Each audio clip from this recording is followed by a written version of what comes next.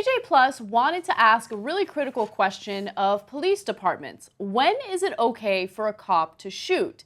Now, one reporter with AJ Plus, Dena Takruri, actually went to speak to an official with the Richmond Police Department in California. Now, the Richmond Police Department actually has a record low number of officer-involved shootings, right? So it's interesting to see how they do their training. And so the next two videos might surprise you. Let's take a look at the first scenario that they use in their training program. So, just a couple of ground rules. Yeah. Okay.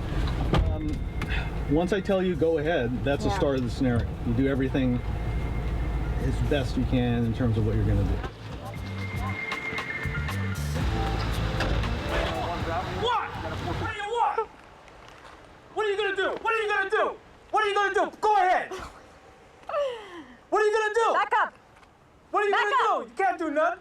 You can't do nothing. I can. I'll kill you. Go on the curb. I'll kill you. Go on the curb. No, I ain't going to do it. What are you going to Turn do? around. Put your hands up. Put your hands behind your doing back. that. Put your hands behind your back. What are you going to do? What are you going to do? Hit you with a baton. Okay, and stop. Okay, a couple things. One, you see them fighting. That happens all the time, Right. arguing. Yeah. You see him hit this guy. He drops fast, Right. hard, which tells you what? That's a fairly significant use of force. Yeah. What was he saying? Do you remember? Oh my God, it's all a blur. I know. But he was saying, I'm going to kill you. He said that to me? Several times. Is there a perfect resolution to this? The answer is no.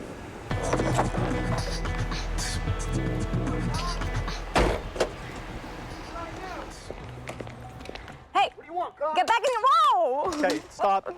Lieutenant, what the hell was that? Yeah, that was a situation that is played numerous times on dash cam videos all around the country. I don't understand. So, I mean, this is so untypical, right? But you put an officer through this training, and they're going to be really aggressive anytime they stop a car. The next time I pull someone over, I'm going to reach for my gun, but I shouldn't because he is an anomaly. I don't know He's if the he- exception, not the rule. Well, you're right, but we have to train for those exceptions. As an officer, then, I need to operate with the assumption that everyone's a potential threat. You should always be prepared to defend your life at any moment.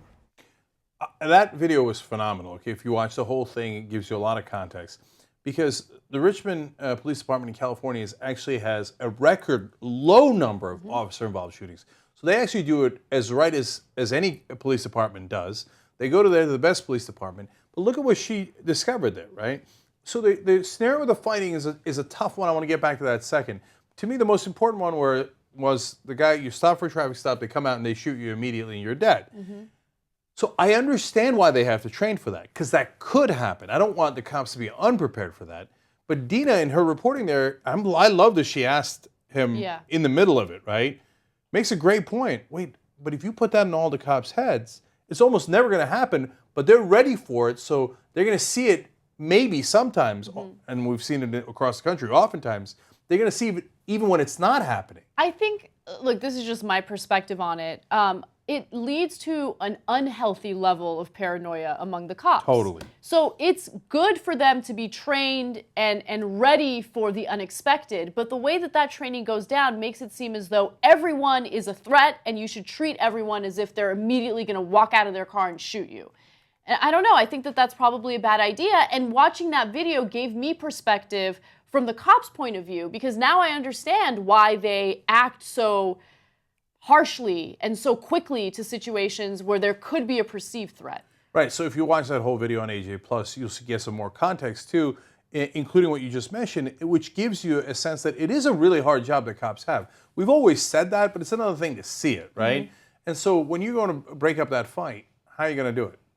It's not easy, right? And that big guy is, barreling down on you, and you got to react quickly, and you got to figure out, as the lieutenant walking her through it explains, which level of force are you going to use, and you got to make that decision quickly. Now, oftentimes there'll be the wrong decision made. You'll go to a level of force you didn't need to go to, and you'll get there far too quickly. But it's partly because A, you're trained to get to a lot of force fairly quickly just in case, and B, because it is hard. I mean, if that guy's coming at you, you got to make a decision right away. You need good training, and I'm not sure. I mean, this is the best training there is in the country, roughly speaking. Imagine when there's bad training, right? Yeah. So overall, though, I think even Richmond, everywhere else, they got to put something else in their training, which is super, super important, which is, look, we train you for the worst case scenario, but not every scenario is the worst case scenario, right? So don't let your guard down, and you got a fight situation coming up. Be super careful, ready to use the baton, ready to use the pepper spray, ready to use the taser if you have to, etc. But every time somebody reaches for their waistband or their pockets, don't assume they have a gun, because the overwhelming majority of the time they will not have a gun, and you'll accidentally shoot and kill someone. Yeah, look, I read a story today about a man who was shot 16 times by police officials, and he survived. Apparently, they raided his home. They had the wrong person.